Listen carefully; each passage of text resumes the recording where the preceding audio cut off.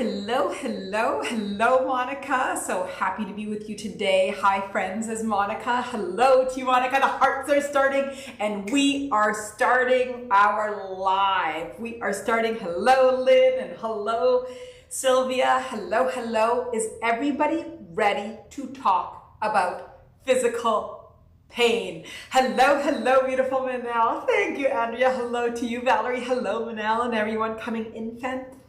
Hello. Are you all ready to talk about physical pain? And I was thinking about the sort of the pre-discussion and what the preamble and why body pain, I perceive it to be a bit more difficult. I'm saying it, a bit more difficult, harder for us to approach as a community. And Jen, hello, Manal, and everyone, hello to you, Jen. And I recognized why. Our bodies are here. It's so physical. It's so real. It's almost like you have to be a delusion to reality for you to think that something internal is causing the external. But today we are going to explore how the external pain is representative of your internal journey. I won't say your internal vibration, so we won't lose anybody, but our internal journey. And seeing how we can shift from inside to shift the external.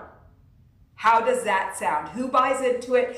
Who came in here thinking, okay, I'm just in here for the Mattain Manal ride, or who is like, oh no, I've got physical pain and I want to overcome it. So let's bring ourselves into the camps. And I see the hearts going, and I'm fantastic. And all of you guide this journey, this live. So Andrea, I have physical pain. Fantastic. Jen, I have fibromyalgia and arthritis. Fantastic. Okay, Andrea, what do you have? I have fibromyalgia and arthritis. So let's start. What do we have? And this is fantastic. And I want everybody to sort of be open that, and I know you all are, but I'm just sort of setting the context, that it's open to exploring how we can shift internally to ease our external journey. So it's not a place of not seeing the reality and honoring what's going on. It really is more about recognizing the relationship between the internal and external, okay? Andrea, some stomach pain and arthritis. Fantastic. Jen, I get tension headaches almost weekly. Fantastic. Anybody else want to share? I already have the insights, but it would be very valuable. Monica, I'm blessed that I don't have chronic pain, but lately I've been having lower right side pain, back pain, and left knee pain. Okay, fantastic. So there's a few things that I want to bring out from the very beginning. Okay, one of my first meditations that I wrote was about shoulder pain. And I wrote about shoulder pain because a lot of my close loved ones were experiencing shoulder pain. And the first thing, Jen, I have hypothyroidism, asthma, joint pain, arthritis, hypertension, and allergies. Beautiful. Sylvia, I have back pain. Fantastic. So some of this is external, some of this is internal. So some of it's our back that's supporting us, and some is internal. Monica, oh, and I've been suffering from plantar fasciitis. Let me not forget that. Maybe that's causing my other pains. Monica, what's so interesting is all of yours is like your root chakra, and it's all about being supported on this journey, and it has a lot to do with your loss. So it's so interesting to me that I see right away that your physical pains are associated with the being grounded to this earth and being allowing the physicality, the reality of the earth, and you had such a major loss in your life. And so there's that. Very interesting. I need to fix this. Beautiful. And really what we want to do is, you all know this, so I'm going to say it. We're going to say it. Hi, shoulder and arm pain lately. Oh, fantastic. Lucia and Andrea, back pain lately. Fantastic. So, okay. So what I want to do, say, all of you know the first step. The first step is awareness. So what I want to do is recognize the I haves or I ams. So let's go straight to the egoic body. How do we relate and identify with our pain? What are the stories? So it's the mind and the ego. What are the beliefs, the stories, the thoughts that we have about our identity with this pain? So I could already see that we saw some. I don't have chronic pain, but lately I've been doing. I have something weekly. So there's sort of some stories that have to do with beliefs. So the first thing that we're going to do today as a collective is start to recognize the beliefs and the thoughts that we have about our physical body and our bodily limitations. So limiting beliefs and limiting thoughts. And there's a significant difference between beliefs and thoughts. Beliefs are what you believe. It's what you identify. It's the root and the core of ultimately who you are and what you see about the purpose of your being and being here in the human journey. That's why we want to ultimately get to I am. But before that, we might have I am in pain. I am a X, Y, or Z, I am, and some of these I ams might be associated with our physical pain and limitations. So let's explore together collectively. How do you identify with your pain?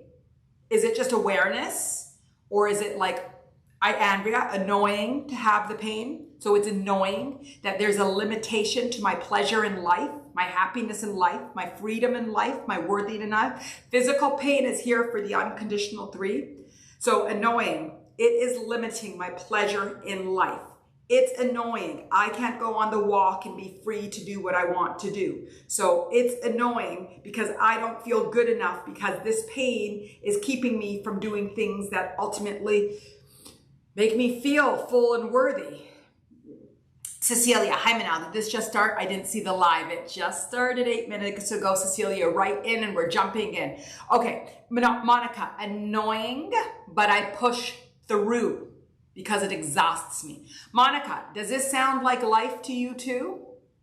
Does this sound like life? So we did this last week about intuitive eating and we all had this like aha moment where we recognized our relationship with food is a proxy to how we see life. Physical pain is no different. That's why this month is all about the body. This month, we're just exploring body image, self-image, eating, exercise, bad habits, physical pain, because it's the reality of life and we get to see the bridge or the merging of this reality with our internal beliefs of worthiness, freedom, and happiness. So Monica, at times, yes, that I push through life, but exhausts me. So now we can see how our bodies are a wonderful gauge. These are the exact same words of last week. Exact same words, but I can't change the words. I see the hearts coming. Can't change the words because it's true. It's just 2 different mechanisms. So can we see that we are going to today use our tools, our body, as a tool, as our feedback system? Who is willing to say, instead of my body being annoying when it hurts, that I want to recognize it's a feedback system? Andrea, last week was fire, and today is going to be fire too, and it has all of the very similar theses, very similar theses, but last week was incredible. Jen, I also need to mention I am very overweight and have had health issues all my life. I am honoring this part, which I tend not to mention until now. Jen has been morphing from sporty Jen to a Jen that's coming out and just speaking truth and seeing truth and living truth and radiating truth and being in full alignment with your all 4 bodies. And Jen, the way that you're saying it, it's just so factual. Like there is no there's no feeling sorry for you. There's no victim in there. I really feel like a clarity and a truth, and I'm speaking who I am. Beautiful. I'm honoring this part, which I tend not to mention until now. Lots of joint pain, feet, ankles, hips, lower back, neck, and shoulders. Fantastic. And Jen, let me ask you something. What is all that physical pain that you just mentioned in your whole body? How would you say it relates to your approach or your seeing or not seeing of your physical body on your human journey? Can you take the lens of moving it out of the specific body onto your body pain and recognizing, whew, That's symbolic for how I feel about my life journey. Sylvia, I missed last week too. I learned a lot last week. Like we had so much clarity to the simplicity of the relationship with food, to understanding our relationship with self, which it's recorded. I just thought it was really powerful, and it's really fed me in having a more compassionate view. And the thesis was eat for love, not eat to live, eat to love, eat to love. And the thesis was how we find eating to come back to the pleasure and the joy of it, the pleasure and the joy. Monica said last week was amazing. My aha moment was at the very end. Yeah, we build, and then whoosh, enlightenment. Valerie had a big moment too, and I'm like, you can cry, and she's like, I've been crying for the last 5 minutes. I'm like, Valerie, you're supposed to tell us this because we need to know it's being released. Andrea, I can't tell what those emojis are. They're coming out as like 7 boxes to me, so tell me what that was. Jen, it's been so limiting in my life. It's been so limiting my life. My goals, aspirations, dreams to live with honor, trust, love, faith, and most of all, love. I stopped loving myself, so I stopped living my life until now. Fantastic, Jen, fantastic. So if we can see how, and this week is going to be incredible. To this week, I can sense it. I sense it because, okay, eating is our relationship, and it's an activity, and we have judgment and guilt because we think this is the big aha moment, okay? I want everybody to be open to what I'm saying right now. With food, we have guilt and shame because we think we can control it. We're in control of the activity, although we need to eat for our survival. With our physical body pain, with our ailments, with our illnesses, with everything, we believe we are a victim. We feel victim to our body, to our physicality, to our circumstances. We believe we are a victim. I got the goosebumps. That sort of twists it. We don't have the guilt and shame that we do with food because food we're choosing to eat or not eat. We make the choices. So we have the self-judgment on ourselves on the choices we do or do not make. Exercise falls under that as well. Sleep and body are more like we're victim. That it takes us a while to start to take ownership and responsibility for the physical ailments. And the more we feel out of control with them, the more that we feel victim to them, and that they're not and don't see them as our ability to shift and change. How does that feel to everybody? How does that feel? How do you receive that? does that empower you and disempower you? Let me know how that feels. Because that's a very important distinction, because what's the first thing we want to do with body physical pain is not be victim. Does anybody feel, maybe I'm projecting, who feels a victim or has felt a victim to their ailments, to whatever it might be in the past? It's my question.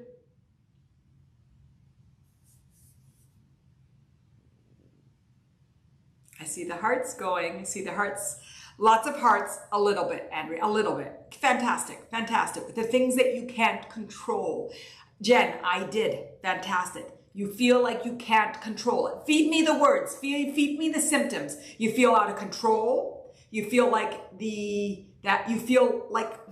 don't know if this is right, but I'm going to say it, like a small human. You feel fragile and frail. You feel very physical. Jen, fantastic. I felt sorry for myself. Like, why is this happening? Perfect. Andrea slowed it down. Uninspired. It's uninspired. So we're these amazing spiritual beings. We are so powerful. We have so much connection to so much power. But sometimes in our physical being, we feel powerless and hopeless. And Sylvia, I'm going to read you. I do feel a victim since I have been trying to take care of it, but nothing seems to be working. Sylvia, I can relate to that. My Manal language is, I'm working so hard and things are still da da da da da da da da. But I'm trying so hard trying so hard. I'm trying to effort it and will it, and it's still, despite that, I'm still feeling that. So the difference, helpless and angry. Nancy, fantastic. Let's get down to this, because here's the empowering moment. Frustrating. Fantastic, Jen. Frustrating. Beautiful. Frustrating. Total worthless. What's the point? I don't matter. I am ugly. Who would love me? I see so differently now. Cue This Is Me song. Beautiful, beautiful. Jen, cueing it, cueing it. I'm not going to sing it, but I'm cueing it. Andrea, left out. Andrea, interesting, left out. See where that feeling of left out has come into different aspects of your life. Fantastic, fantastic. So with our body, so our eating, we have judgment. I could do better. I should do better. I am in control. I am hopeless. I am worthless because I'm not doing. So this judgment on self, our body, our image. With the body, we have this opportunity to recognize that we're falling out of trust with the bigger meaning of life. We're falling out of trust in seeing ourselves as these strong, empowered, virtual, spiritual, vibrational is what I meant, spiritual beings. Yes or no? Yes or no? Yes or no?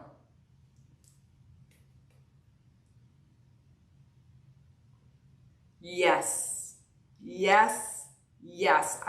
Hearts, I want to get the hearts. So what is our intention? So what's the intention today?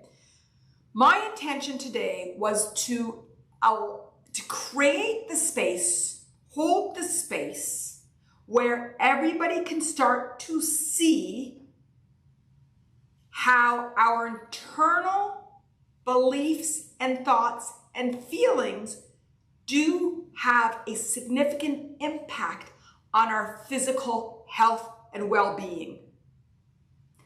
Even to the things that we think we can't control. The fibromyalgia, the fatigue, the body pains, the whatever, absolutely believe that. Beautiful, Monica. Who believes it and who has resistance to it? Am I singing to a choir that already knows the song? Or is there resistance to this? Is there power in reinforcing this message? Or is there, I don't know about this. How can my egg allergy or my food insensitivity or my thyroid be something that is mirroring my internal being? How does my organs, my stomach have to do anything to do with my worthiness and my freedom and my happiness? We see that everything physical has to do with the unconditional three. Monica, I only become aware of this over this past year. Fantastic. Fantastic. Jen, there is power in positivity rather than me playing victim.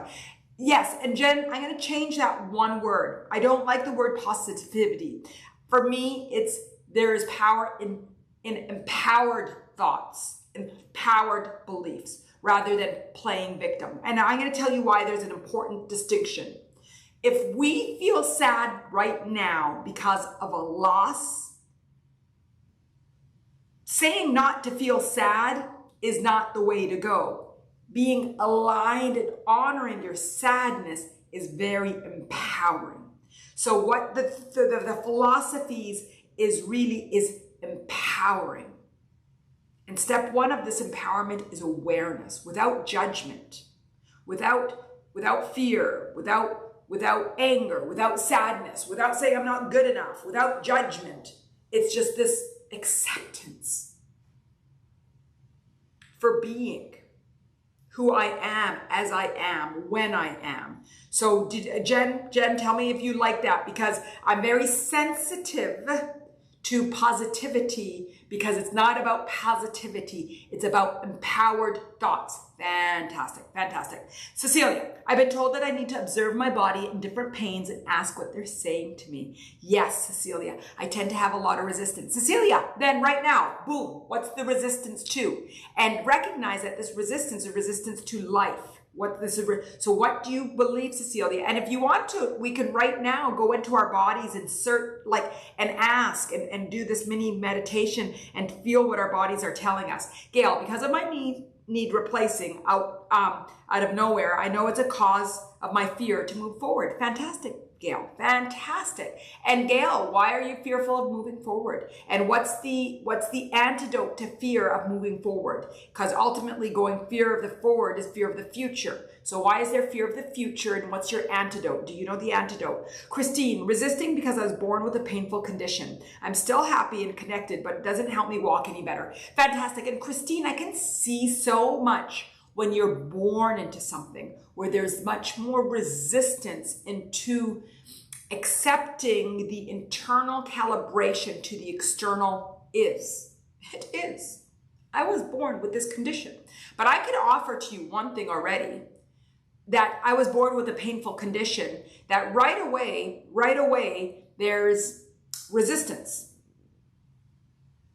I still am happy. That still is resistance as well, and connected, but it doesn't help. So in there, Christina, I can see many different areas of self-judgment, lack of self-acceptance, not allowing and flowing with the who you are, because this is what your life journey is. There is resistance to your, yes, I see. Fantastic, Christine. Fantastic. And then Christine, let me ask you, are you ready to shift?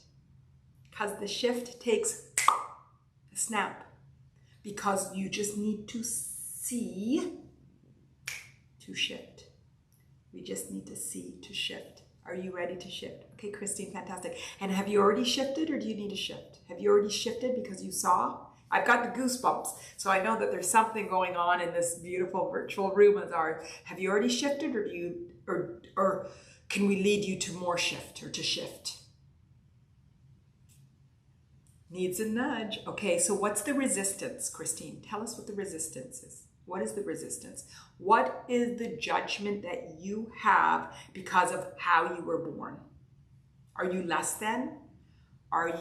Tell me about the three, okay? Let's go straight to the unconditional three. It's the worthiness, the freedom, and the happiness. How has I really want to walk?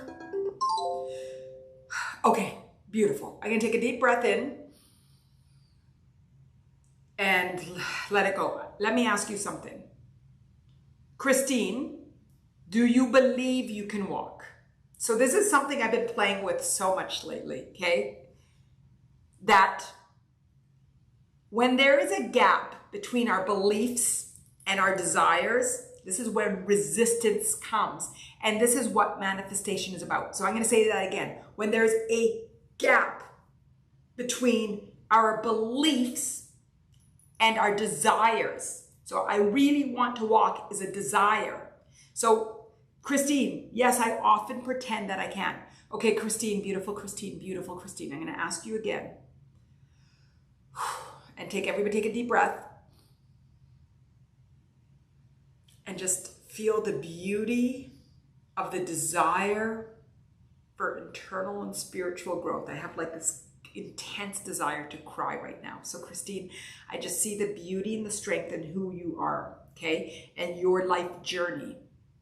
And I'm going to ask you again, do you believe that you can walk?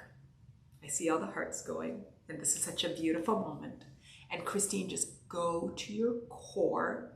And if it really hurts and there's a lot of resistance, talk to me and tell me, and we won't keep asking these. But if you feel like you're ready, that you're emotionally and spiritually ready, I'll walk you through to find that resistance towards your unconditional three, which will then give you the release we're looking for.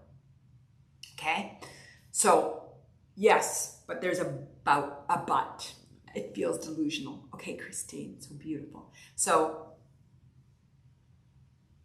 what else is that but? It feels delusional. What does delusion mean? What does delusion mean? Everybody tell us, what does delusion mean? Delusion means not seeing reality. That there's against reality. Beautiful. Beautiful. So, Christine, then I'm going to offer Yes, not real, says Andrea. Then I'm going to offer, Christine, that you really don't think you can believe you can walk. And that's not bad. What it is an awareness right now that there is that resistance that you likely are not willing to acknowledge because, yes, but there's a but. So you recognize there's this push-pull, push-pull, push-pull, push-pull. True. Okay, fantastic. So let me ask you something. If in terms of surrender, surrender doesn't mean giving up. Surrender means letting go of the resistance between the belief and the desire. Okay, so everybody has got it, right? If you have a desire and you believe it, there's no resistance. You're just, you know it's going to happen. You're just expecting it. It's when you have a belief, a desire, and you don't believe it, there's this resistance because, like Christine, you're saying, it feels delusional. It doesn't feel like it can happen. It feels like I'm crazy. And so surrender is that movement, that path, that journey to letting go of the resistance between the desire and the belief. Okay, this is so powerful, goosebumps already. So there's going to be big shifts right now. So Christine, how can you invite, and everybody that became aware of the resistance and the gap between their desires and beliefs. And if you want to write what your gap is between your desires and the beliefs in the window so we can become accountable as a community, go for it. Christine, how can you surrender? What is it that you need to acknowledge in your unconditional 3? What is your resistance? Okay, you're delusional. What does it mean that you can't walk? What does it mean when you can't walk? This is my question. What does it mean to you as a human? That's my question. I see the hearts going. This is so powerful. This is so powerful. Christine, you're fantastic. Everybody's fantastic. What does it mean to you as a human for not being able to walk?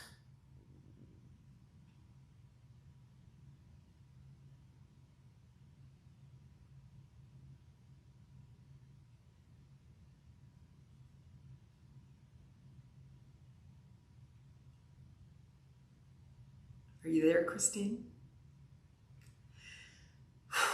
What does it mean with respect to your freedom, to your worthiness, to your self-love, to your happiness? Jen, that life is limiting, limiting. Fantastic. And everybody that has limitations in walking in your freedom, what does it mean? The hearts are going crazy. What does it mean?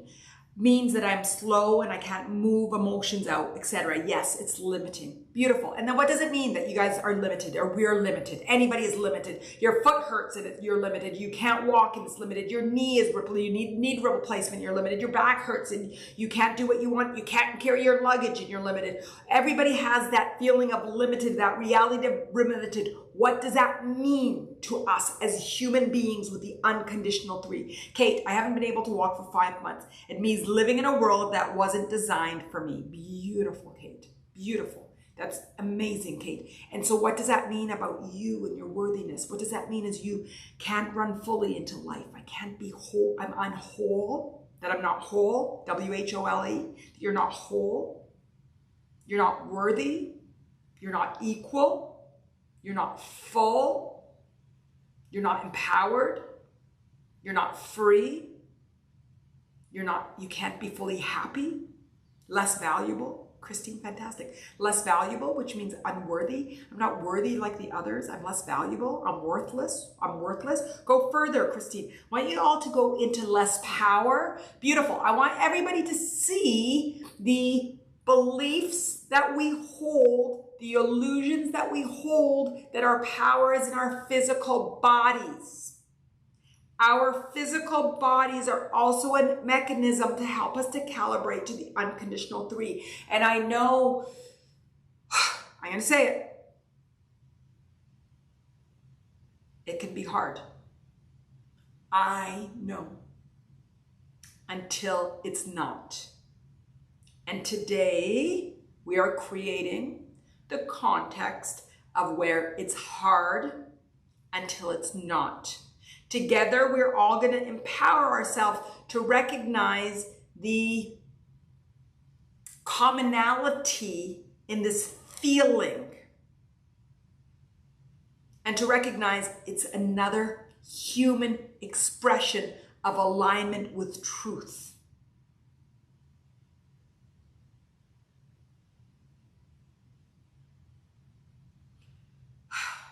Christine, how can I make it easy? By what we're doing right now, by seeing the resistance that you refuse to recognize, by recognizing and seeing today, you feel less valuable. It's just so, to me, obtuse isn't the right word, but just so backwards. The way that you let go of resistance is by looking at it. It's the boogeyman in the closet. Your lack of seeing yourself as valuable or less valuable than others is the boogeyman in the closet. This is what we do, is a safe space of open up the closet and say, oh, the boogeyman doesn't exist. Oh, I have lived years feeling less valuable and not really acknowledging it. I just acknowledged that I want to walk and I can't walk, and I believe and I can walk, but it really feels resistant. So I desire it, but I don't believe it. So there's all these resistance. And then you realize, oh, it's not about walking. Oh, it's not about believing or not believing. It's just, I don't feel valuable. And I want to feel valuable.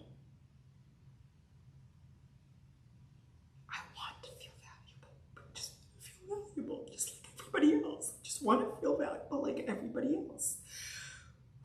Wow, yeah, that's the belief that I'm less valuable. Beautiful. So it's not, Christine, a desire to walk. It's not a desire to walk. It's the desire to be seen.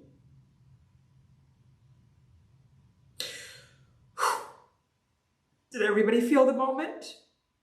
Does everybody feel the moment? Allow the moment. Intense. It's intense. Intense. Thank you. Yes. So Christine, did that nudge?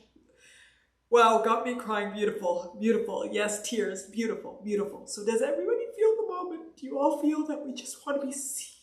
We want to see beautiful. We want to be valuable, and we want to be whole, and we think it's through walking, and we think it's through our back, and we think it's through our knees, but it's not. Beauty that we all have inside of us. It's the beauty we all have inside of us. It's not the walking. And anybody that's born with something that's less than anybody else, it's because you're teachers for us. That beauty is from inside, never from the outside.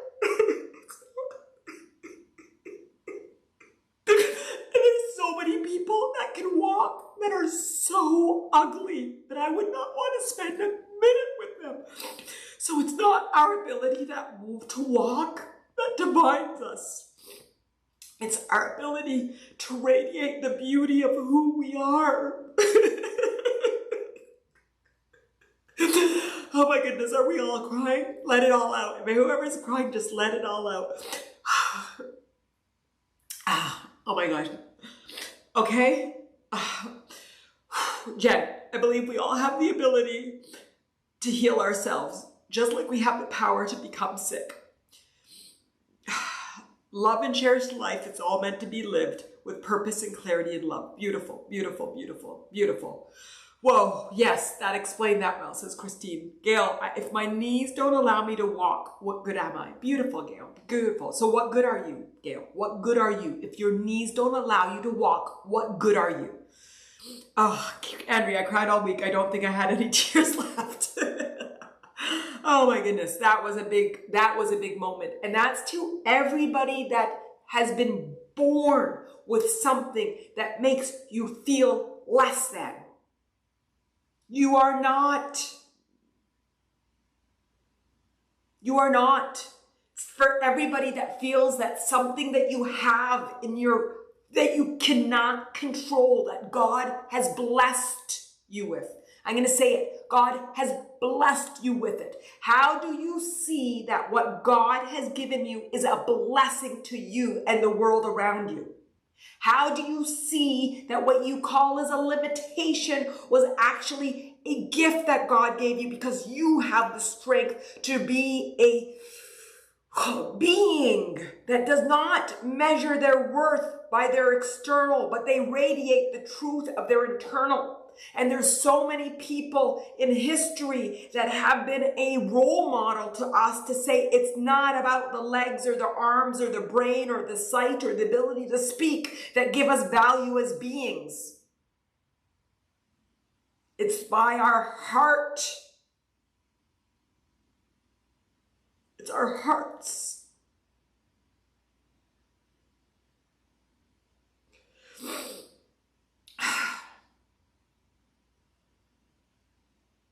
Christine's seeing this for the first time. It's a gift. It's a gift. It's a gift. How do you see everything that is given to us as a gift? To grow, to expand, to learn, to be, to model.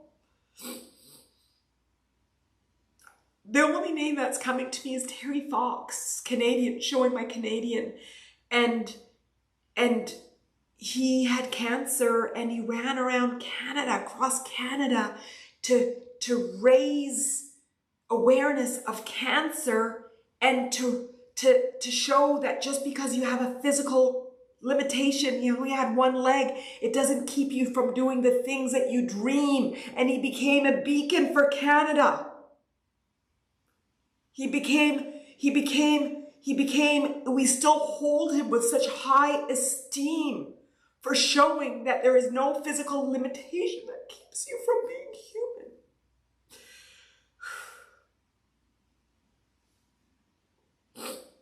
Leanne, I'm getting older and arthritic and it's scary, but I have to believe also there's a reason, like you say, I get it. Beautiful, beautiful. I need gratitude for what we have. And Leanne, I don't want it to be artificial gratitude. I want it to be just like today that we got to the root of saying, ooh, Christine, I feel invaluable. I don't feel valuable as a human being. And then we calibrate to the truth of we're all equal. There is nothing that makes us unequal except for our misbeliefs and thoughts. The only thing that makes you unequal from me is the perception and delusion that you have about your worthiness, your freedom, and your self-love. It's delusions that make people feel that they're not equal. We are all equal. Doesn't matter where we come from.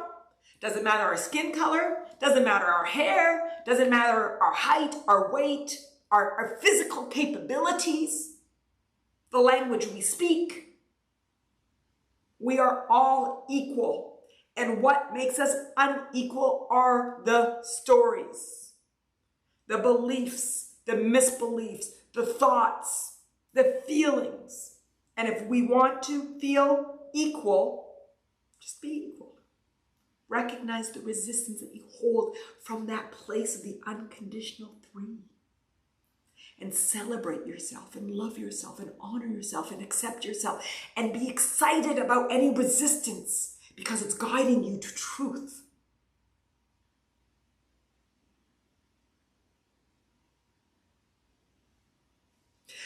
Yes? Okay, we get the hearts are going so beautiful. Okay, Jen, we get the opportunity to fully engage in life when we truly see ourselves in our truest form. Jen, beautiful. And I said about Christine, I just want to be seen. We all just want to be seen. I know that we can all relate to wanting to be seen. You know who we want to be seen by? By ourselves. We want to be seen by ourselves. That we see ourselves as beautiful, that we see ourselves as valuable, that we see ourselves as worthy, that we see ourselves as worthy of love and happiness and pleasure and joy and bliss. The seeing comes from ourselves, and we blame the world and our walking and our physicality and our thyroid and our stomachs and our backs and death and relationships. What do we blame? Who wants to put in the window what they want to blame? What they blame in a desire to let it go.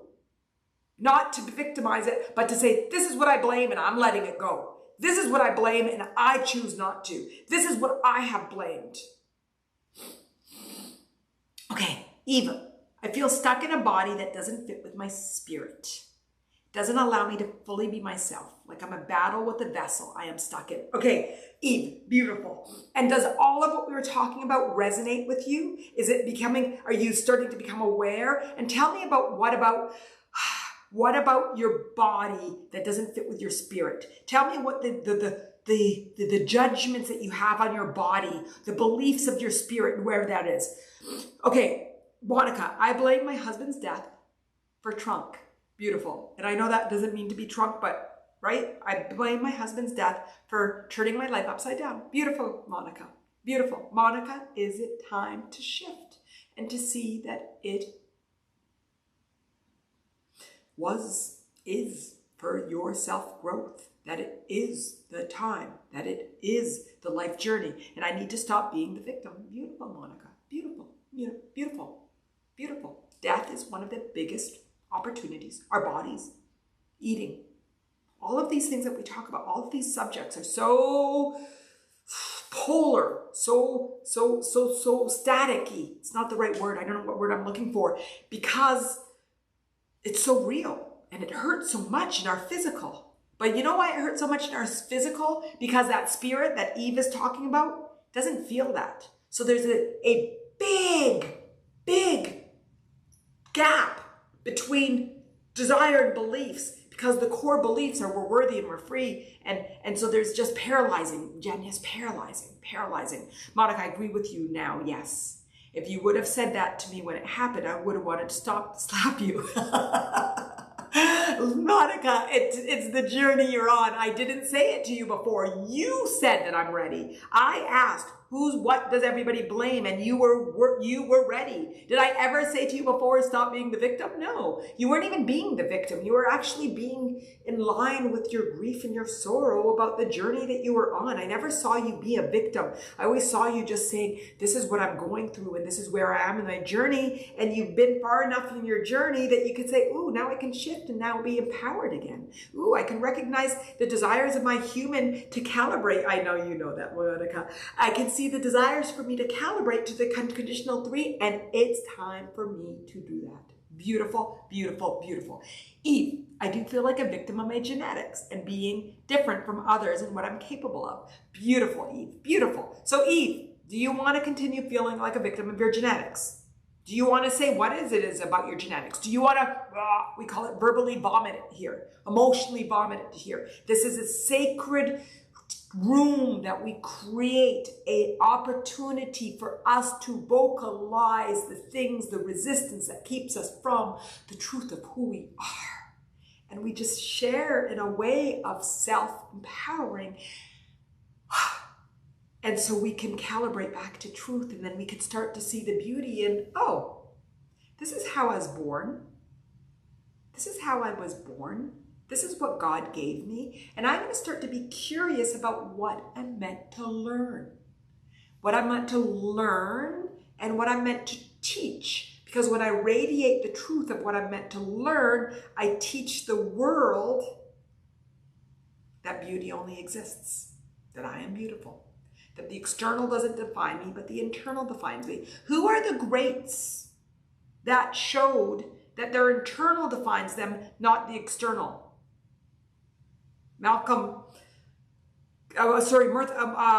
Luther King comes to my mind immediately, who's turned around and let us know that he's got a dream and he sees bigger, and that he's not going to allow the limitations of societal conditioning to allow him to believe what society is trying to tell him about himself and about his people. Heck no. Heck no. So there's so many models. So what is it? What is it in your genetics, Eve? And are you already shifted? And being different from others is what I'm capable of. So there's worthiness in there. Beautiful, Jen. Stephen Hawkins. Oh, just fascinating. So fascinating. What he brought to the world and said that my physical limitations do not limit me. not limit me. Not limit me.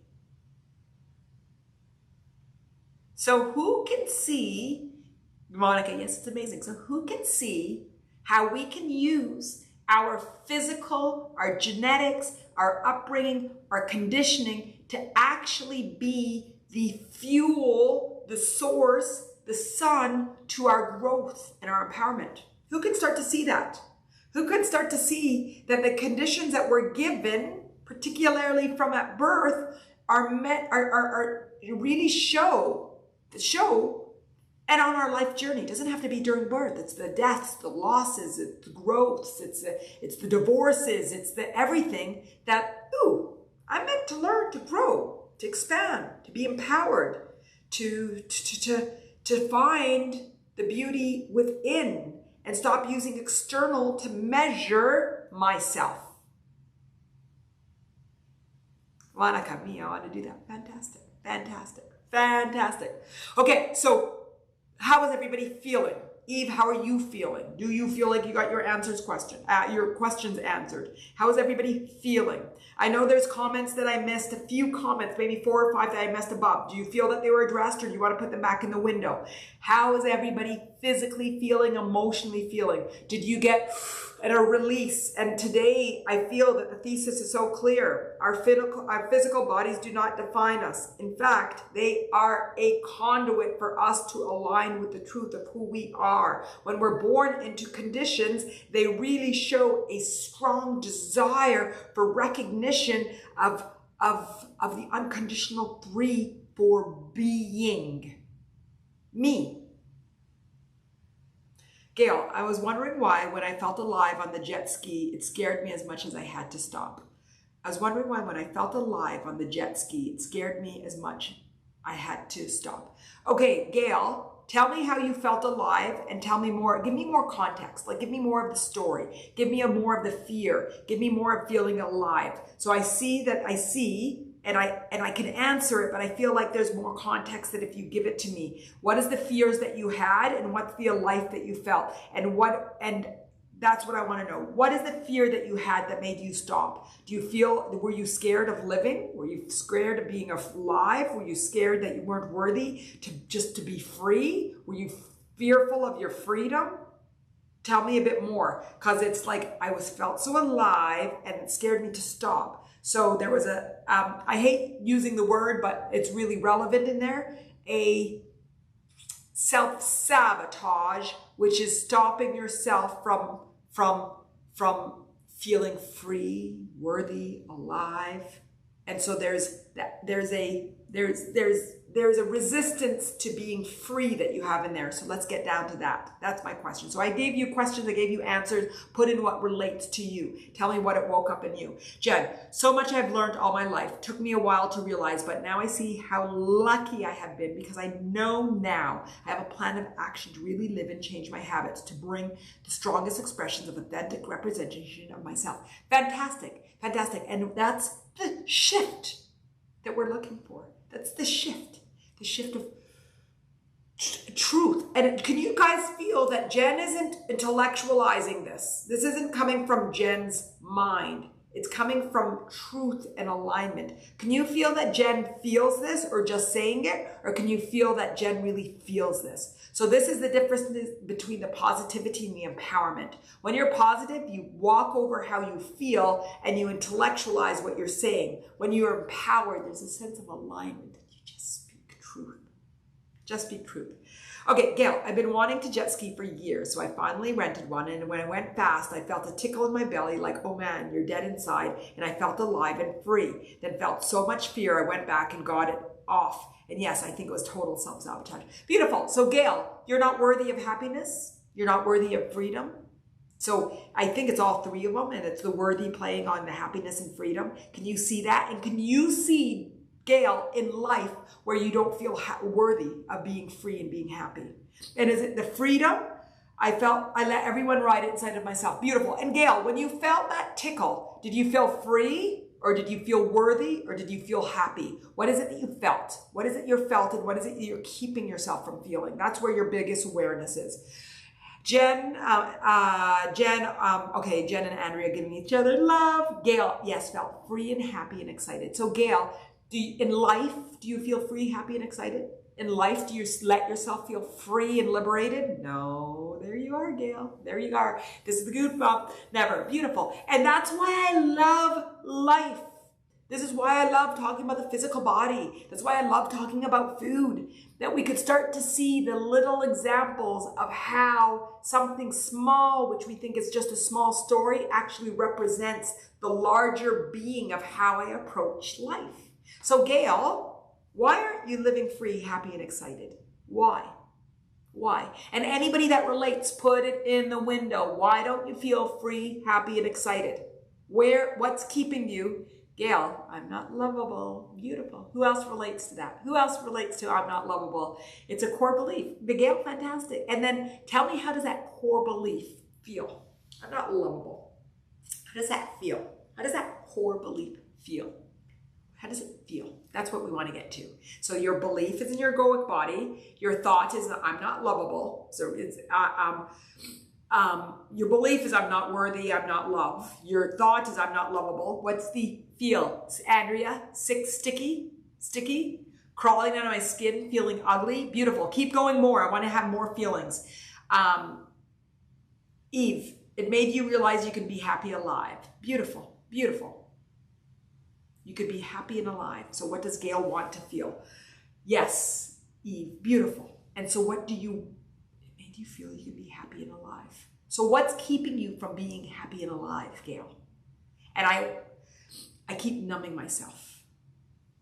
Why, Gail? Do you know why? Do you know why?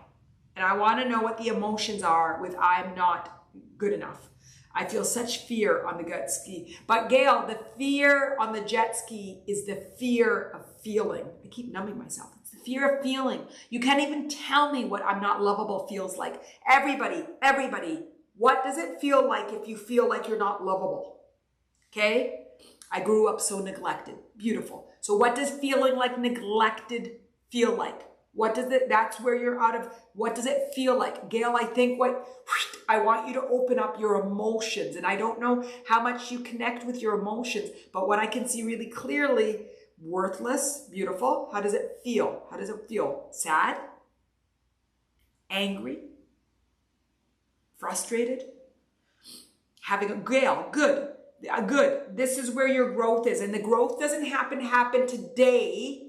It's an awareness for you to know what muscle we need to work on as we continue to do these in all these different lives. Is that you're opening your current opportunity is opening up your emotional body and honoring your feelings, because since you grew up neglected, using your words, and you fear not being lovable, you've closed off your feelings because you don't want to expect to feel happy. So on that jet ski, it's like, whoa, that was a lot of fear because I'm feeling happiness and I'm not worthy of that happiness. And so what you need to do is recognize that deep, buried sadness.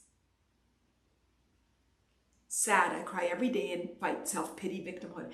Gail, fantastic. Fantastic. There's a difference between crying sad every day because you're victimhood and then acknowledging and honoring your fear, your tears. Let me ask you something. When you cry every day, how do you feel about yourself? When you cry, what's the thought about your crying? Fear is the fear of feeling emotion. Yes. Fear is the fear of feeling. I love that, Elizabeth. Love it. Andrea said, worthless, beautiful. Eve, I grew up neglected too. It made me feel like I wasn't good enough, but recently I realized it made me feel insignificant. Beautiful, beautiful, beautiful. Alone, worthless, sad, not whole, weird, abnormal, a freak. Jen, fantastic. So Gail, when you cry, you feel hopeless and powerless, which is what you felt like when you felt neglected. So I'm really glad that you said that. I feel hopeless and powerless. So you're crying. Life is an uphill battle no matter how much I keep fighting. Fantastic. Fantastic. And everybody that relates, I want you to celebrate. Now, what about when we cry, we celebrate it? What about when we cry, we recognize that Gail, fantastic, beautiful. But now when you're crying now, Gail, what's the judgment that you have on your tears? How do you feel now when you're crying? What I want you to start crying is start to cry with an awareness of releasing. Not because you're a victim, not because you're hopeless and powerless, not because you're at uphill battle. It's all about, okay, ready? We get it? Okay, I'm gonna go again.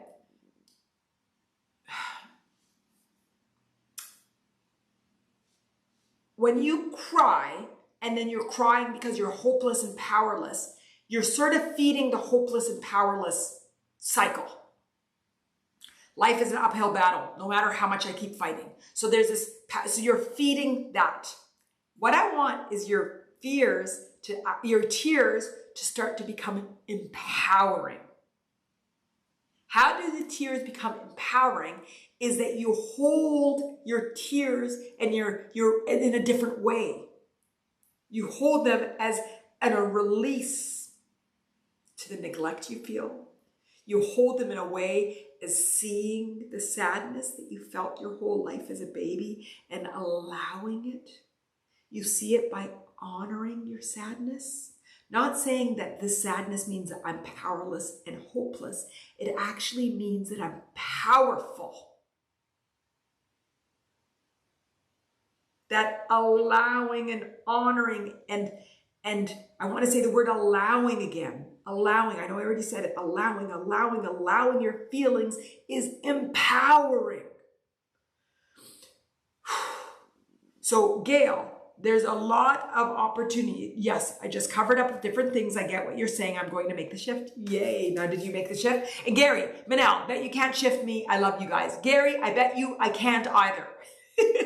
Because if you say to me, I can't, I can't. So if you are open to thinking that you can shift, then you can. But I'm not going to bet against you. I'm going to bet with you. Because if your beliefs, what is your desire? And if your belief says you can't, yeah, I can't. I can only allow a shift in anybody that is open and looking for a shift.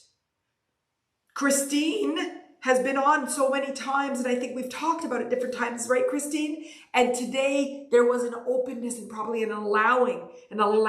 Christine's been on for so many times, and we've talked a bit before about Christine and your judgment on yourself on walking. It's not the first time, but today the subject was probably created for you, and you've been muscling and allowing for that shift.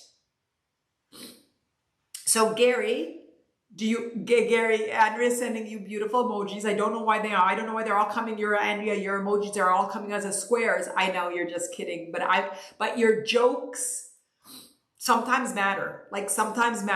Christine, yep, I felt it. Thank you. Beautiful, beautiful. So Gary, reword that and let's see what the shift that you're inviting is today. What is the shift? What is the shift that you're inviting? Oof, you guys, I'm just like beat. So how is everybody feeling? How's everybody feeling? I think this is the most intense 59 minutes that we have. Andrea, I got this emoji. What happened to my emojis? And I got a crazy laughing guy. The most intense 59 minutes I think we've ever been on. I think. Does anybody want to dispute that? Gail, more self-aware. Thank you. Gail, yeah. And I'm going to say to you something. I don't use the word work because I feel like this is play, but you do have play to do to strengthen your emotional body. Okay, here's a big one that I became aware of today. Okay, here's a big one. Monica, we've sucked the life out of Manal. I'm like, oh, I'm exhausted. Feeling like I'm breathing fresh air. Beautiful. Christine, you are amazingly beautiful. And I am so excited for you to begin this shift to see that what you were born with was a gift.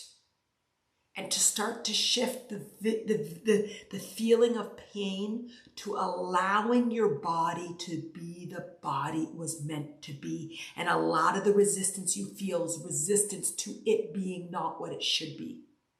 And it is what it is. It is what it is. And you are gorgeous.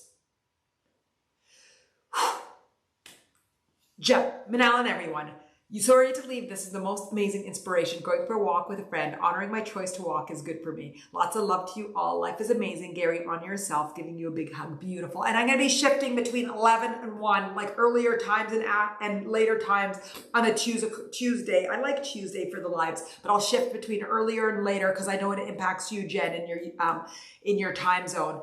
Beautiful, beautiful, beautiful. Okay, so how is everybody feeling? Gary, are you looking for a particular shift today? Okay, who's gotten a shift today and who's still looking for a shift? And I think I was telling you, Gail, that there is play that you have in developing your emotional. Oh, I was starting to say something. So today what I became aware of is that a lot of us, when we're feeling something emotionally, we allow our mind to think thoughts that match those emotions. So right now, Gail was feeling hopeless and powerless. Then she has thoughts that match them. This is the habit that we want to break. That when we're feeling an emotion, pretend we're feeling hopeless and powerless, that we watch that the mind doesn't turn around and create stories that follow it. The mind is present with the hopelessness, present with the powerlessness, is aware of it with an intention to allow it and to honor it until it can let go. So what most of us do is we feel sad, then we turn around and have sad thoughts. We feel powerless, then we have powerless thoughts. Then we loop them and we don't know what came first. The chicken or the egg, the chicken or the egg or the chicken or the egg. Is it the thoughts or the feelings? The feelings are thoughts. And then it comes to anxiety, where they really are the thoughts that are perpetuating. And it really is that your thoughts that are making you feel bad because you've conditioned to these really bad thoughts that are now beliefs. But if we just start to honor our emotions for what they are, and to recognize our mind's roles when we feel sad, and the mind, its role is just to hold ourselves in sadness, hold ourselves in hopelessness, hold ourselves, see ourselves.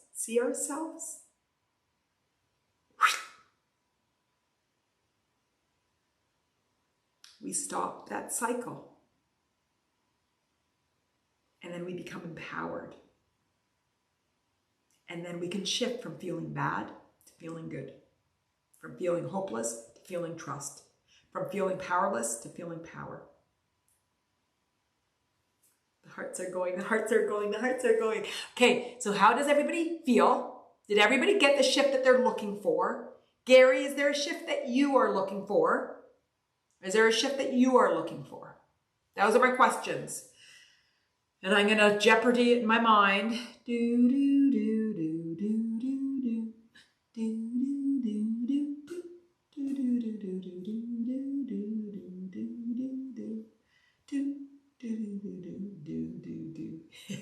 Andrea, Gary, spit it out. Exactly. I see the hearts going. So I think the hearts mean that there was a lot of, Monica, yes, I'm shifting. Monica, you've been having a lot of shifts lately. I think you've been really ready to move to the next level. Like you've really been coming and yeah, I have been. I can see that you're coming really open and you're like, I'm out of this game. I am not in this game and I'm going to start to live life again. And it's beautiful and you're inspiring me. Beautiful.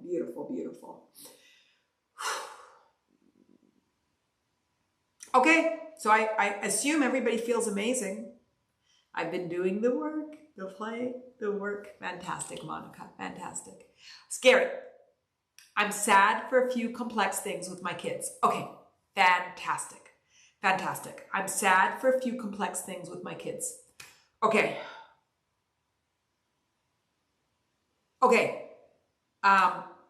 What are the thoughts? Okay, Gary, I'm going to ask you something first. Are you open to shifting? Are you open to shifting? And I know you're a joker. But I do need to create a really strong intention and clarity in your intention, because our jokes sometimes mask what we really feel. And intention is everything. And I want you to shift. And so you saying, I am open to shifting, sets you up for the greatest likelihood of success. So are you open to shifting? And the crew is waiting to hear that. And if everybody thinks that Gary should be ready for a shift, just put a heart. So everybody's actively doing something. If Gary should be ready for Gary, I see hearts. I see hearts. Oh my goodness. I see hearts going. Monica sending hearts and Andrea sending hearts. My goodness. Andrea, it's like heart square, heart square. It's so interesting how your emojis are being distorted today. Gary, are you ready for a shift? Are you ready for a shift? Or did you go back to work? Did Gary go back to work? Because I know we can shift, Gary. I have fat thumbs. So are you ready for a shift, Gary? Yes? No?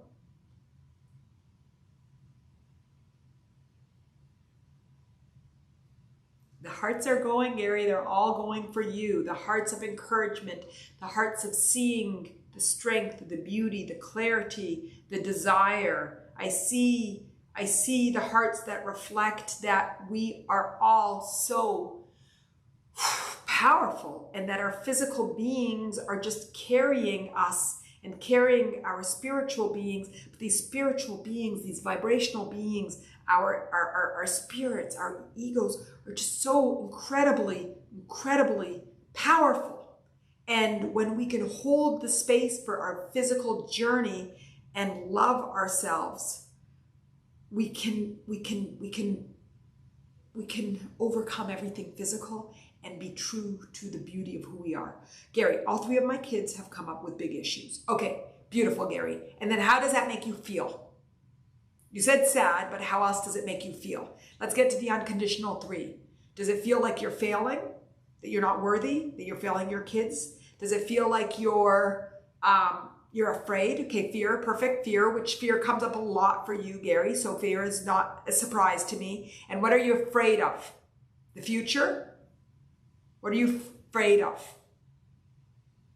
And you didn't tell me if your intention is to shift, because I really need to hear that from you. So I want you to say, yes, your intention is to shift. And I want you to tell me what you're afraid of. And my guess, knowing you, it's the future. The big issues have to do, they're complex because they're future related issues. It's all about the uncertainty of the future. And that fear is also, it is of the future. Beautiful, because that's your pattern. So the beauty of coming again and again is I know your patterns. And you all know my patterns. And it's the patterns that we have that ultimately are reflections of our life journeys. And they're not bad. They're our stories, our life stories, what we're here for. And Gary, yes, it's all of the future. So they feel so big. Gary, true? They feel so big because it's of the future and it's threatening. I'm guessing these, I'm extrapolating from you. It's threatening yes, fantastic. It's threatening your security and their security of their future. Yes or no? Talk to me.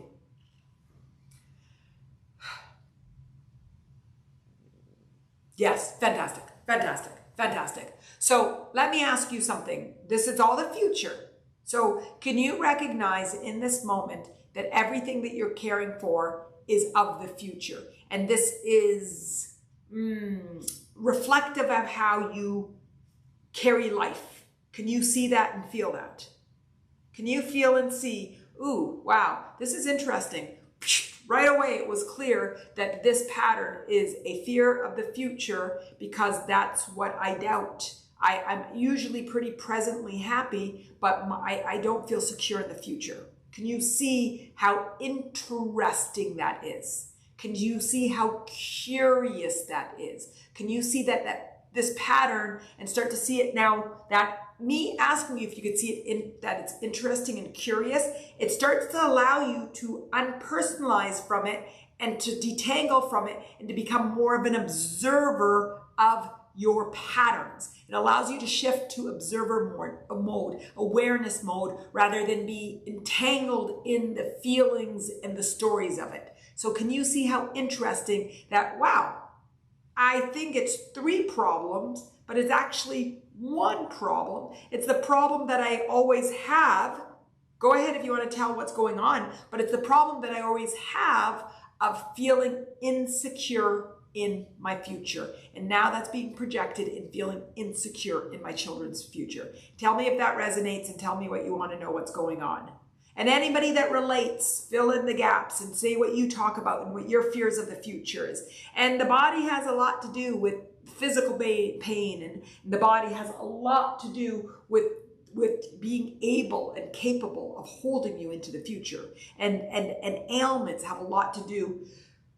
Okay, we'll take a little bit, says Gary. If anybody wants to fill in the gap with anything that they can relate to with respect to your fear of the future, your fear of your bodies with the future. Like I was going off on a bit of a tangent to say our bodies are a reflection of our security of our ability to live into the future. So it's always, what always fascinates me is someone that is given something that says they only have a week to go and or has something very terminal, and then it ends up living for years.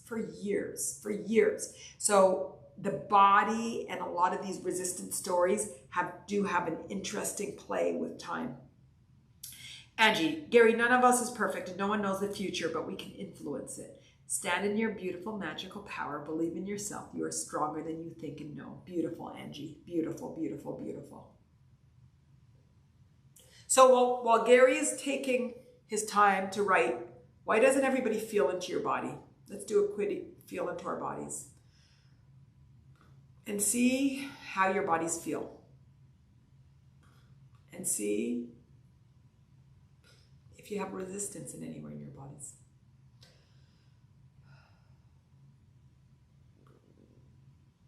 Start to feel how your body may have felt coming into today, and how you might just feel like this. For me, I have like feelings of like relief and release. I have feelings of hope and beauty in humanity and the strength and the power of who we are as humans. I feel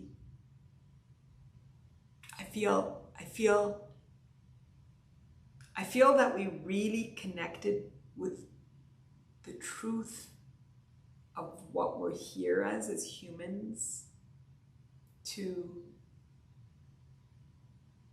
that our inside truth, our radiance, our light, our vibration, our love are the true stories of who we are, and our physical bodies are just vessels to allow or resist these storylines.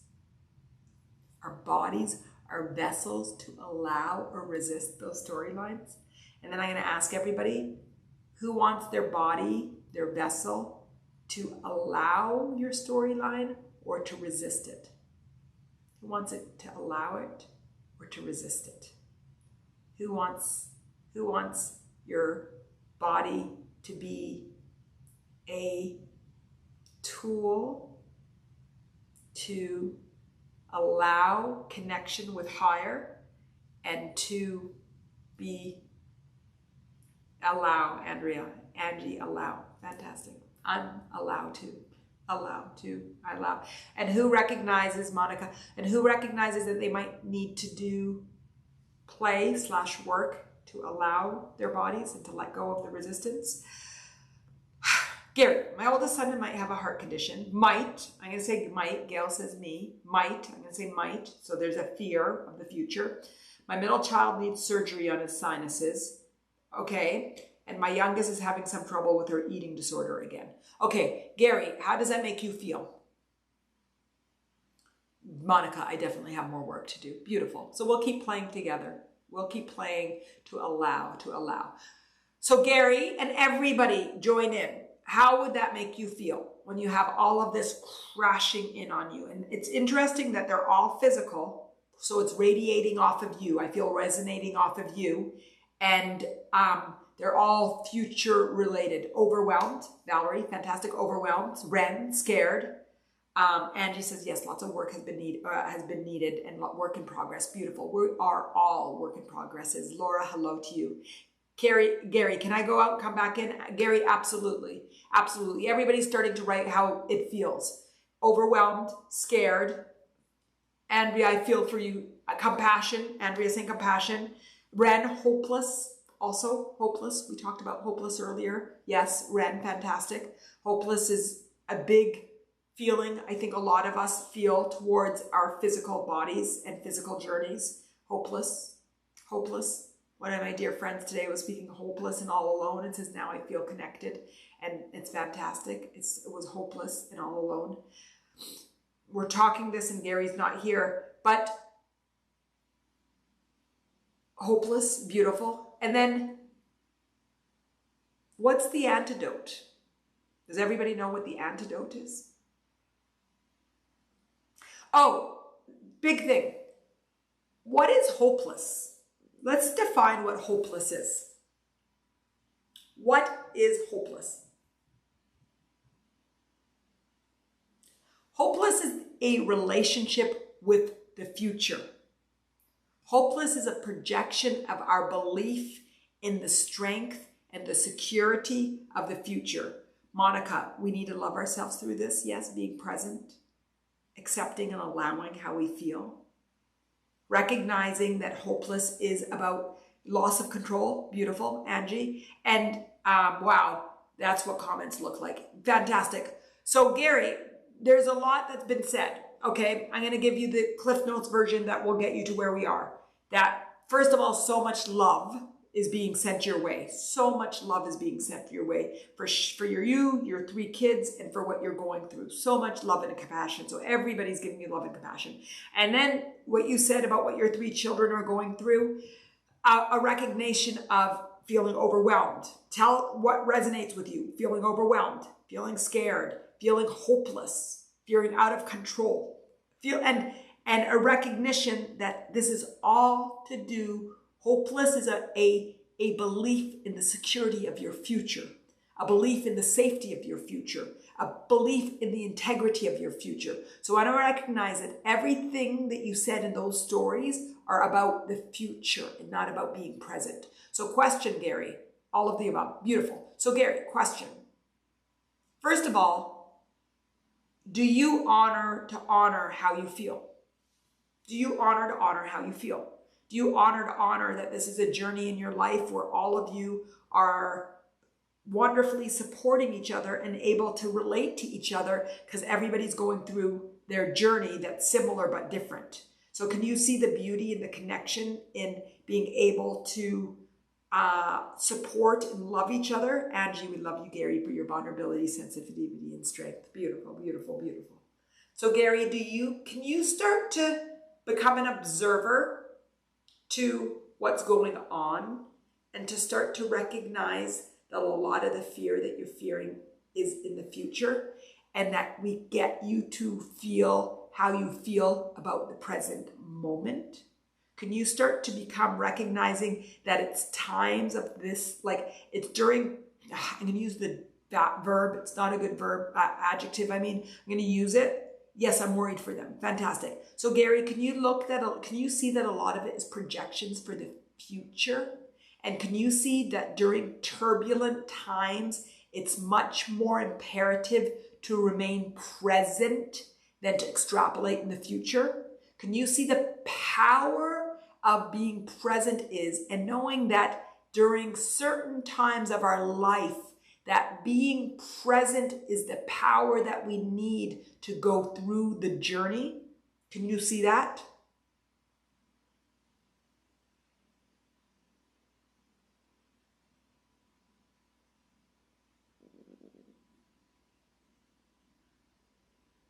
Can everybody see that?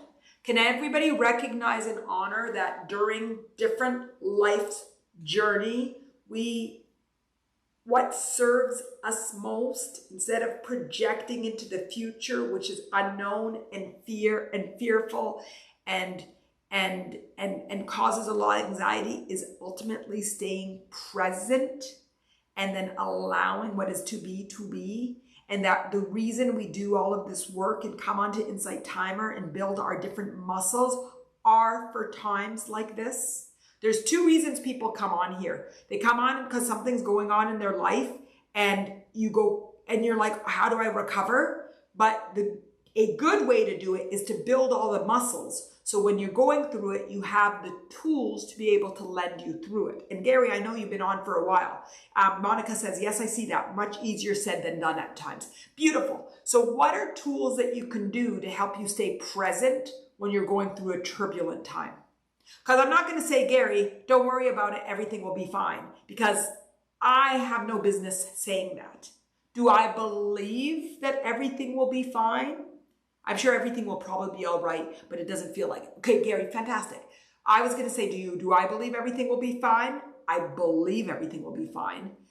So Gary, can you recognize that you know that everything will be all right, but it doesn't feel it? So what you can start to do is to honor the feelings and not allowing the mind that you use the belief that you know that everything will be all right. You actually are a master in knowing that everything will be all right. You're a master in it. So Ren, exactly, it's the anticipation. And Monica saying practice gratitude, which is like being present, practice being present, practicing being aware of what's going on, practice of looking at what you have that feels good. That's what gratitude means to me. Practicing looking around at what you have that feels good. That feels good. Not that you think that should feel good, but actually does feel good. So Gary, so can you lean on, I'm sure everything will be all right? Can you lean on that belief? Because I know that you do believe it. I know you said probably. Can you lean on that? And as you go through, you be present with your feelings, and then you lean on your trust that everything will be all right. Ren, anxious minds tend to go that way, catastrophizing. Yes, yes. And if we just become present in the journey, and again, accepting and allowing, then we sort of just going with the storm. Angie, Gary, let go of that feeling, bring in the positive affirmations, everything is going to be fine. Andrea, it is hard when kids are involved, I find. My eldest daughter has been diagnosed with aggressive cancer and just had surgery on the other side of the world. All I've been doing is crying, and I can't be there with her right now. I feel so much. And Andrea, what do you feel? What do you feel? That's why you said you've been crying all the time. What do you feel? And Gary, what is it that you feel right now, and how does that relate to the unconditional 3? What do you feel?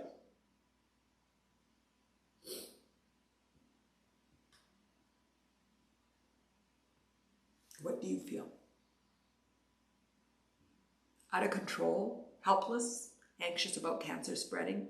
Beautiful, Andrea. Helpless. So that's not feeling free, feeling controlled. Andrea, we're here for you, sending love and prayers for you and your daughter, says Monica. Beautiful, Monica. And I do agree with those sentiments, and I'm sending so much love, Andrea, to you and your daughter. Helpless, anxious. So you could start to see how it impacts your fear of the future and that relationship with death and the end of life and not being in control and recognizing what is it that we trust. Andrea, what is it that you trust when you're not in control? For me, it's God. For me, it's the universe. For me, it's life. For me, it's vibration. Andrea, I don't want my kids dying before me. Beautiful, and I'm sure that's something that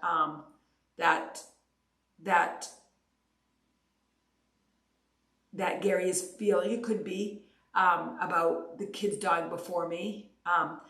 That's helpless, Andrea, how saddening. So feeling the kids.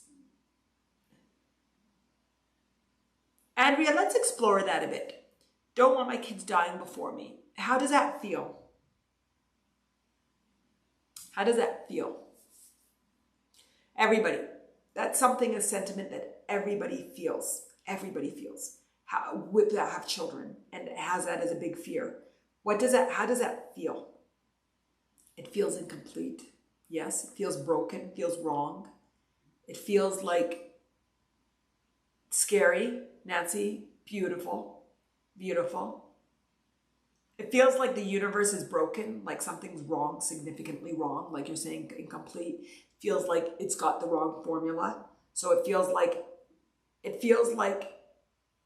almost mad at the universe. So it feels like lack of trust. It feels like a complete breakage in what we believe is right and wrong. It would feel like you're lost. Beautiful. It would feel crazy, horrible, heartbreaking. Beautiful, beautiful, beautiful. And I think we got down to the lowest common denominator. I think it comes to, it's not right. It's wrong. The universe is broken. The world is broken. God got it wrong. We're out of control. And so I can't help her as a healer. Brings back memories of my mom and best friend dying of breast cancer. Beautiful, beautiful. So we feel terribly out of control and that we don't trust the universe. And that's one of the biggest, strongest distortions from life, is just feeling that we don't trust. Our purpose is broken. Life is broken. Their purpose is broken. So we could really all start to see that one of the truths in life is death. One of the biggest truths in life is death. It's not the first time I've said this on that live. It's not going to be the last one. One of the things that we know and we cannot control in life is life and death. We don't know when we will enter. We don't know how we will enter. We don't know when we will leave. We don't know how we will leave. We don't know that for ourselves or for anybody else. And when we indulge in that thinking, it feels bad, out of control, sad, broken, hopeless, painful. I see the hearts resonating. So I like to guide towards calibrating to what we do know. And what we do know is that I'm speaking for Manal, to trust in God's plan and the universe's plan. And when I indulge in fears of death, I choose to calibrate back to the trust in a larger plan. And that recognizing the indulgence in those fears just make me feel out of control. When life's reality comes that force us to go there, like Andrea and Gary that you're dealing with, the muscle becomes harder and you have to really work. And you can talk to Monica and Lynn, a lot of our beautiful community that comes in that's healing from a loss. And it's just part of the journey. It's part of the journey. And so how do I hold you, Gary and Andrea? With love, with compassion, with care, with beauty, with celebration of life, with acceptance of what we can't control, and recognition of the human feelings on that journey. Andrea, thank you, everyone. It's harder with kids, but we'll bring the divine into it. Exactly, exactly. So Gary, just lean on your spiritual and your beliefs. And death is a part of life. We have to learn to get comfortable with that fact, no matter how difficult, uncomfortable we feel about it. Exactly, Angie. And once we can get comfortable with that fact that we can't control it and we feel out of control because we can't control it, boom, we can let go. Gary, my oldest is always happy and deals with some anxiety. His condition may or may not be serious. Don't know yet. Beautiful, Gary. And I would offer to you, Gary, just lean into your faith. Lean into your faith. Trust the universe's story. Trust your belief that everything will be all right. and just continue to be a rock for yourself and your family. And being a rock means not feeling, but honoring your feeling, honoring your journey, honoring how your children feel, guiding them through, connecting with how they feel, recognizing that the thoughts don't have to match how they feel, and the thoughts can just be aware of the feelings and all the things that you're learning on here. So how do you feel, Gary? How does everybody feel? We almost can never get through a live without talking about death. We almost can't get through a live without talking about death. See the irony in there? Ren, heavy and beautiful. Had 2 good cries now. Fantastic, Andrea, beautiful. I'm sending so much love, Andrea, to your daughter and to you, and just keep us posted with what's going on. And you, Gary, I don't think we ever have. No, we haven't. And so, Gary, just watch what's your mind and what's in your feelings. Honor your feelings and don't indulge in your mind. Wow, I've never said it that way before. Watch what's in your heart. Watch what's in your mind. Honor what's in your heart. Don't indulge in your mind. Valerie, I've been listening mostly, but such a powerful and heavy inspiration today. So much love to everyone here. Yes, it was, Valerie. I'm so glad you're here. It was absolutely incredible. Beautiful, beautiful, beautiful. Okay, so how is everybody feeling? I can tell you that I am feeling exhausted. And I honor it. It was intense today, but I feel that there was so many amazing insights and so many incredible shifts. And it was a blessing to be part of today's inspiration, to be with you, with everybody, and for everybody to share so openly. Angie, Gary, you're doing great. You're going to do your best in this moment, and this moment is what matters. Sending you love and strength. Beautiful. Ren, I feel like I need to work on my attachments. Ren, what do you mean by this? Andrea, you are the best as always. Andrea, thank you. You're so wonderful. I love you so much. Christine, grateful for you, Manal. You're not afraid of heavy topics. Christine, no, I feel like if we're all open to shifting, then we can find the truth in anything. And it really is about the willingness of us individually and collectively to see truth. So, and I'm learning, every day I learn, and I learn to hear and to ask and to honor where everybody is, and to recognize that everybody will be where they're meant to be, and that my role is to share, but not, it's not the right word, but not push, not to have, Ren, I'll use your words, not to have attachment to how anybody feels or how anybody receives. That my intention is the purity of the message and the desire for us all to calibrate to the unconditional 3 and to honor everybody's journey in getting there. So, Gary, I hope that made sense. Gary, I'm okay right now. I wish I could hug a lot of people here.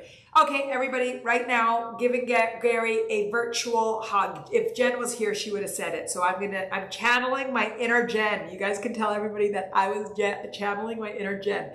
Everybody, send Gary and everybody, and Andrea and Andrea's daughter and Gary's children a virtual hug.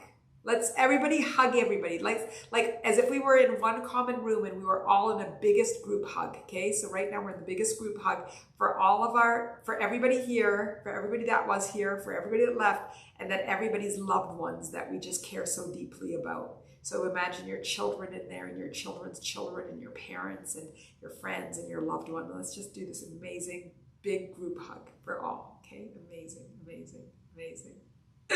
Incredible. Monica, thank you for your donation. I really appreciate it, because I feel like it's a sentiment to the growth and the recognition. I can't articulate it right now, but it's a beautiful way to recognize what we go through as a group. So I just really love it. Ren, hugs to everyone. Angie, virtual hugs, everyone and all your loved ones. Beautiful. Beautiful, beautiful. Angie, generally feel battered after visiting your class, that it dissipates. Angie, I don't know if I like that word battered, but I feel it today, so I get what you're saying. I sort of feel like beet, which is what battered is beet, right? Taking the flour and the sugar and just mixing it together with the eggs, and then guess what you get after you put together the batter? You make a cake. So our lives, we take the sugar and the flour, gluten-free flour if you like, the and honey if you prefer, or and the milk, almond milk, oat milk, take whatever variety you want, the eggs or an egg replacement for those that are vegan or don't eat egg, and you beat it all together, and then we put it in the oven and we cook it, and then boom, we get this beautiful egg. A cake, I mean, happy rebirth. Exactly. We come up with a cake or bread or whatever it might be. Beautiful. But Monica, I feel like I'm making progress. I'm so thankful for the support of everyone here. I love this group. Fantastic, Monica. Me too. Right. I'm attached to people, animals. Let's see. Gail, grateful for your help. Much love to everyone here. Beautiful. Right. I'm attached to people, animals. Do much I can't handle loss. So much I can't handle loss. Okay, Ren, you know what's the antidote to that. Andrea, loving you all so much. Best support cake ever. Angie made us make cake. Manal, she says, Manal is a meaning, but I love you anyway. I know that I'm a kind-hearted, so I see you. I see you, Gary. I love you too, Gary. I do love you. And keep us posted on how your children are doing and how you're doing. And just be the rock. And like I said, rock doesn't mean avoiding how you feel. It actually means honoring how you feel. Okay? And then, Angie, I know, Gary, sometimes I want to leave. You guys. So what should I do differently? What should I do? Tell me, guide me, everybody. What should I do? What do I need to do? And Ren, what's your antidote to the attachment or the detachment? Gary says nothing. No, really, if there's something I can do to shift to make it more palatable, Monica, do nothing differently. Ren, be like a mountain. Beautiful. Ren, be like a mountain? What does that mean, Ren? What does that mean? Angie, more deep breath moments. Okay. And then Angie, also tell me, like when you feel like we need to go into the body and let that go, tell me. So, and I do appreciate that, because sometimes I pull them and then everybody goes quiet and I don't know what to do. So yes, I like that. Andrea, please stay as you are, Manal. You're so real and truthful. Okay, beautiful. Thank you. But whatever that can do to be better, let me know. I like to be better. Manal, you are you, and that's why we're here. Fantastic. Thank you, Gary. Gary, thank you. Ren, what is the antidote to what you're saying? Let's answer that, and then, my nose is all congested from that cry. I don't know why. I have to think about that. I'll have an answer next time. Manal, you do absolutely amazing job facilitating this group. Thank you, Monica. You guys always make me blush at the end. The post-amble is like all this blushing. Fantastic, fantastic. Ren, I will tell you, the hearts are going. We can talk about it next time, but we need to have a live Zoom. I would love to. Angie, just moments of pause, a little lightening up. I got it, Angie. I got it. When we're heavy in those moments, I feel those electric moments. Take a deep breath. Yes, Ren, about a detachment. Just take a deep breath and feel into our bodies and allow the release in the room and such. And there was a couple times today that I know it could have been done to just sort of honor that and just let that shift go. But sometimes, like, I feel the comments coming and whatever, and I just want to address them. That's what the balance I'm trying to do. And then, but I got you, Angie, and I appreciate that. Ren, yes, about attachment. What about attachment? I think it's a process, I'm guessing, hard to work out them, the chords. Ren, I would see them more as you calibrating to external and figuring out how to attach to go to the unconditional 3. Andrea, maybe we could have a 5-minute meditation. Yes, yes, yes. I do think that, Ren, that it's not I mean, the chords, I enjoy the chord work, and I think the chords are as a nice tool, but it really is recognizing the ability to that you're looking at external and that it's going back to internal, and use your spiritual beliefs, whether it's God, universe, or whatever it might be. Okay. So just come back into, and Betsy, what's the unconditional 3? It's your unconditional worthiness, your freedom, and your love. It's really, we're all here to find that unconditional 3, worthiness, freedom, and love. So it's calibrating to that. New here, fantastic, Betsy. Follow, join the group, attain. Guys, I can't even think. Attaining your authentic life. I can't even think anymore. Join the group, and we talk about things afterwards. So continue following and growing, and we talk a lot of things. Yes, and short meditation sound good. Okay, fantastic. So let's end the last 60 seconds with just feeling into our body, okay? So everybody, take a deep breath in. And enjoy the gap. This is where between the breath in and the breath out, and there's just infinite beauty, infinite connection to worthiness and freedom and love. And take a deep breath out. Take another deep breath in.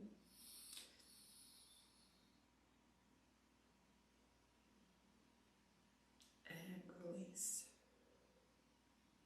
And take a third and final deep breath in.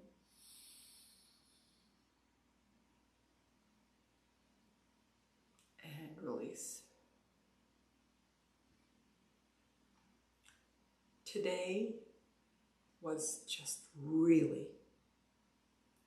intense. And now I say that with this just big smile, because we got to the truth and connected with the truth of the beauty of our human journey. Our worth, our value, our beauty, our freedom is not measured by our bodies, our weight, our height, our ability to walk, talk, see, hear. It's not measured by our bank accounts, by our jobs, by our skin color. It's not measured by what we drive, relationships.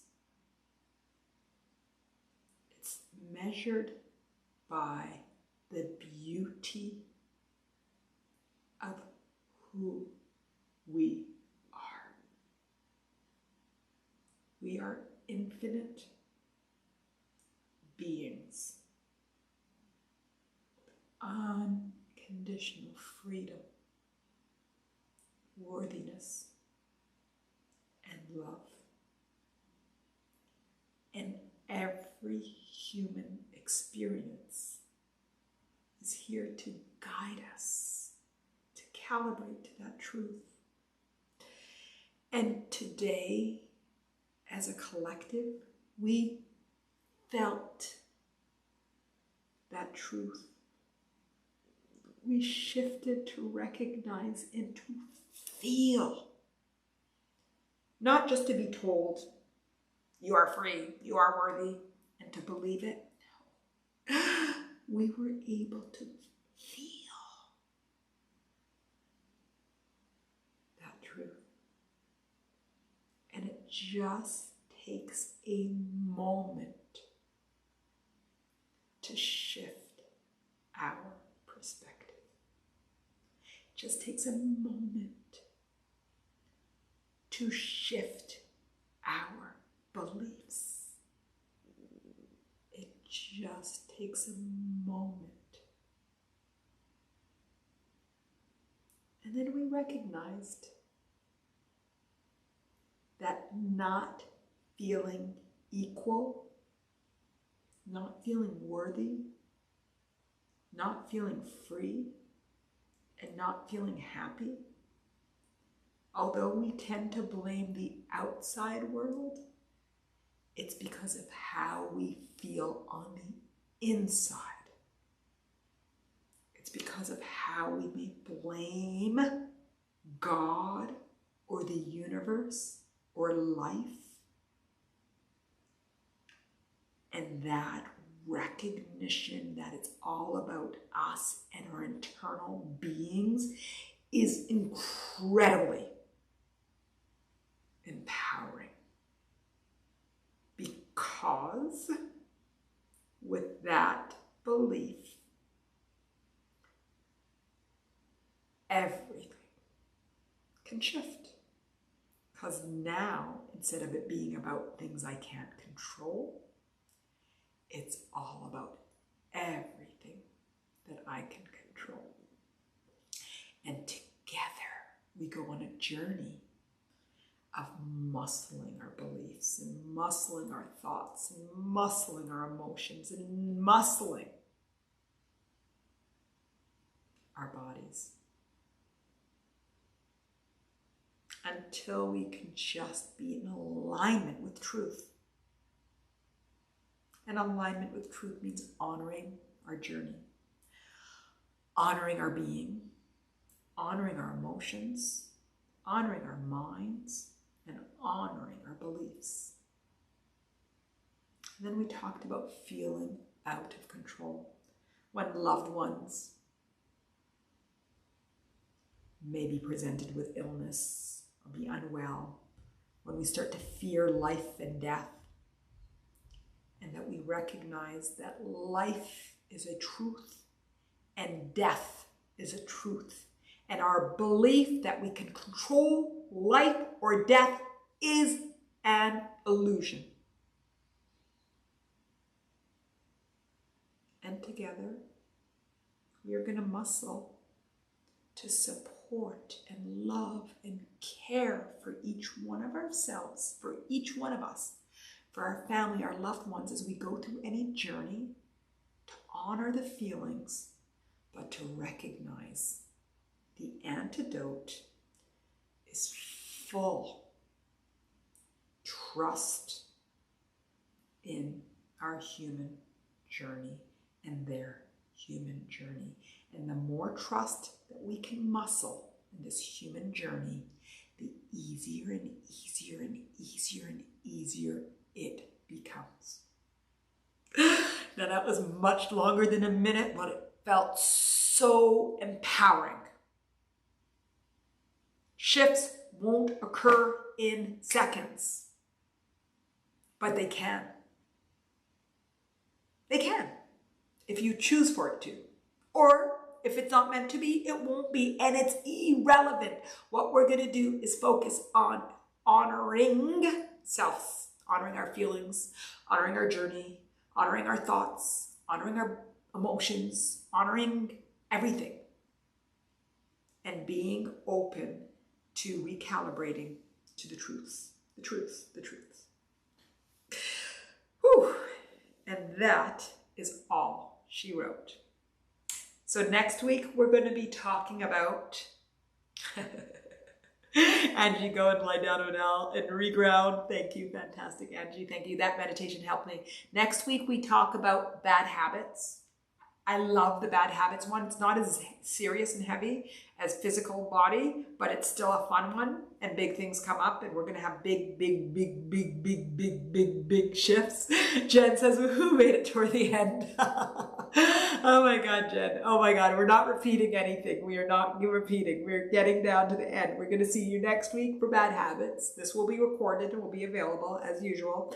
And you are all brilliant. I really appreciate today, because when we talk about tough subjects and everybody holds the space for love and compassion and care, it's just so powerful. We have the most amazing, incredible community. And as we grow and we start to really shift the way that we think about the human journey is about honor and enjoying our journey, we can create a movement towards recognizing that life is meant to be enjoyed, and all we need to do is be aware of our 4 bodies and take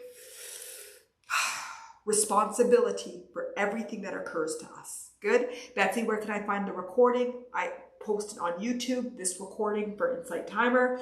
Ren, negative death thinking equals bad habit. Beautiful, Ren. We'll work on that bad habit. Andrea says, we sure do. Fantastic. And I think right now I say, Angie says, bye everyone, be gentle and kind to yourselves and each other. Beautiful. And at this point I say, drop the mic. I will see you next week. I love you all. You all inspire me so incredibly much. My love, always. That was absolutely incredible. I encourage you to join the Mattain tribe, where together we hold the space for finding the love, the pleasure, and the alignment in life. Go to my website, www.Mattain.me. Sign up for my newsletters. Sign up for my mini course, 10 Steps to Letting Go of Anxiety. So excited to see you there. My love, always.